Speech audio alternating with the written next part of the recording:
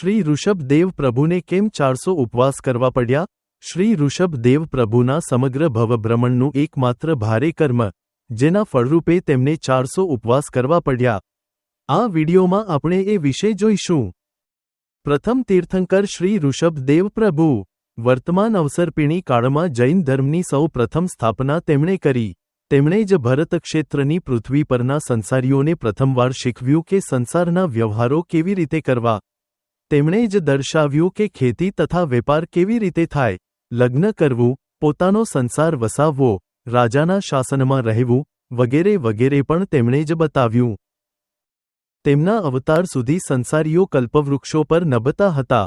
કલ્પવૃક્ષોનો પ્રભાવ સમાપ્ત થવાને આરે હતો ત્યારે સંસારીઓને સંસારના કર્મ ધર્મ બતાવવા જરૂરી હતા અને ઋષભદેવ પ્રભુએ આ કર્તવ્ય પૃથ્વીના પ્રથમ રાજા બનીને નિભાવ્યું હતું. આ કર્તવ્ય નિભાવતા જ એક સમયે તેમના હાથે એક બહુ ભારે કર્મ બંધાઈ ગયું. બન્યું એવું કે એક દિવસ તે માર્ગેથી પસાર થઈ રહ્યા હતા. તેમણે જોયું કે એક ખેડૂત પોતાના બળદને નિર્દય થઈને મારી રહ્યો હતો. કરુણાવંત ઋષભ રાજાએ તેને રોક્યો અને પૂછ્યું કે તું અબોલ પ્રાણીને આમ શા માટે મારી રહ્યો છે?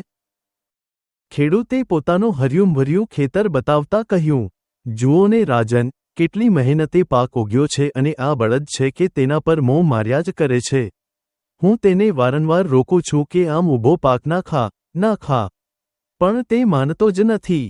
આથી હું તેને દંડ કરી રહ્યો છું. ઋષભદેવે કહ્યું, ભાઈ, અબોલ પ્રાણી અબૂત પણ હોય, તે મારથી ના સમજે. તેને રોકવા માટે કોઈ યોગ્ય ઉપાય કરવો જોઈએ. આ સાંભળી ખેડૂતે સામું પૂછી લીધું, તો તમે જ કહો રાજન, હું કયો ઉપાય કરું? પ્રભુએ કહ્યું, બળદના મુખ પર ગળણી જેવું દોરડું બાંધી દે. દોરડું આડે આવતા બળદ અનાજ ખાઈ શકશે નહીં. ઉપરાંત દોરડું ગળણી જેવું હોવાથી તેને શ્વાસ લેવામાં પણ તકલીફ પડશે નહીં. ખેડૂતના ગળે વાત ઉતરી ગઈ. હા, આ તમે બરાબર બતાવ્યું, તે બોલ્યો અને દોરડાનું ગળણું બનાવીને બળદના મોં પર બાંધી દીધું. બળદ બિચારો ખરેખર ભૂખ્યો હતો. મોં પર બંધાયેલા દોરડાના કારણે તે ખાઈ ના શક્યો. ભૂખના માર્યા તેણે 400 નિસાસા નાખ્યા. પૂરા 400 નિસાસા. ઋષભદેવ પ્રભુના આ પહેલા 12 ભવ થઈ ગયા હતા. તેમાંથી એક પણ ભવમાં તેમણે કોઈ મોટું કે ભારે અશુભ કર્મ બાંધ્યું નહોતું. તેમની ભવયાત્રા અત્યાર સુધી મોટા ભાગે સરળ કર્મોની રહી હતી. આ ભવમાં પણ તેમણે અત્યાર સુધી કોઈ મોટું કે ભારે કર્મ બાંધ્યું નહોતું. પરંતુ તીર્થંકર તરીકેના ભવમાં જ તેમનાથી આ એક ભારે કર્મ બંધાઈ ગયું.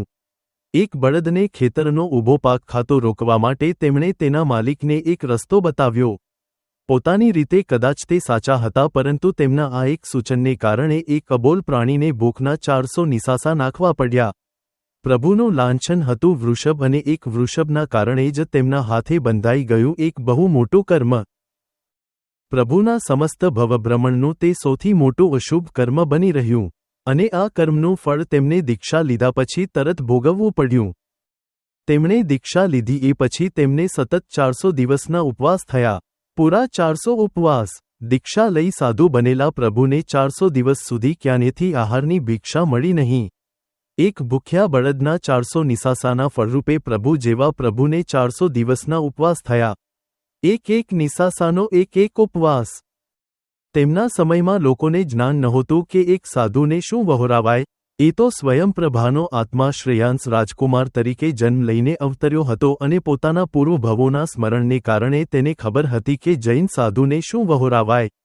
તેણે શેરડીના રસથી પ્રભુના 400 ઉપવાસોનું પારણું કરાવ્યું. આવા હોય છે કર્મના નિયમો અને સિદ્ધાંતો. તે તીર્થંકર જેવા તીર્થંકરને પણ કર્મના ફળમાંથી મુક્તિ નથી આપતા.